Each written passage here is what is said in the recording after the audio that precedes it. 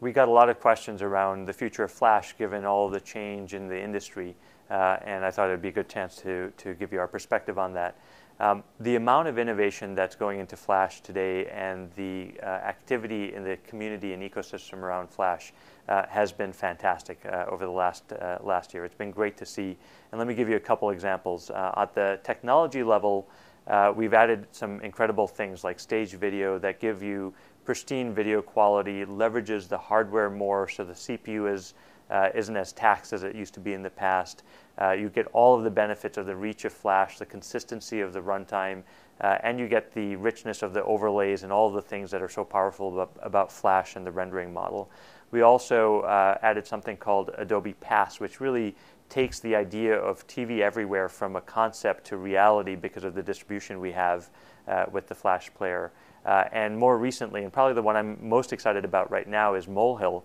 Molehill gives you a lot of rendering benefit for 2D content, but I view Molehill as an industry changer relative to 3D. It really has the opportunity to do to 3D what Flash did to video, and I think that's a really exciting moment for us. And if you look at the community response to that, we have literally dozens of frameworks and developers that have created everything from 2D games to 3D game frameworks on top of Molehill and Flash, and we're seeing some of the industry recognized 3D game tools actually targeting Flash as a result of this. So it's been a monumental opportunity for us and for the industry with Molehill. But all of this innovation continues.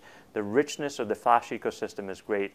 And as we see the future of Flash, and also as we see the evolution of HTML, we really want to focus Flash on three primary areas. The first is video.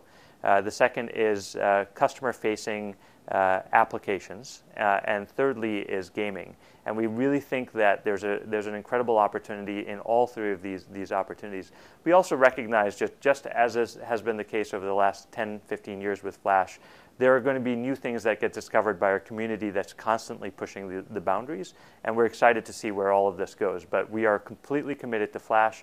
We see our community staying completely engaged, and we're excited about what the future holds. Getting a lot of questions about mobile and how we view mobile ecosystem for building content and how Creative Suite in particular is going to help our customers build that mobile content. The first thing to note is mobile is a huge focus of ours, probably the single highest area or priority that we have in terms of Creative Suite.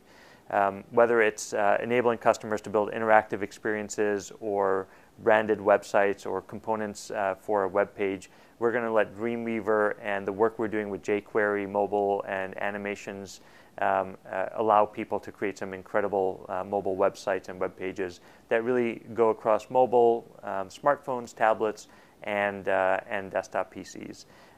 In terms of games and media applications and customer-facing enterprise applications, we're going to have make sure that Flash Pro and Flash Builder and the Flex framework let our customers build that more productively than any other environment and deploy it through the standard application stores associated with the given devices that they want to hit.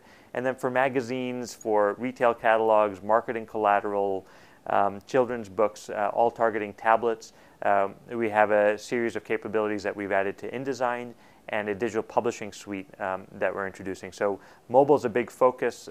Creative Suite is going to be at the center of this game, and we're looking forward to seeing what people create with it.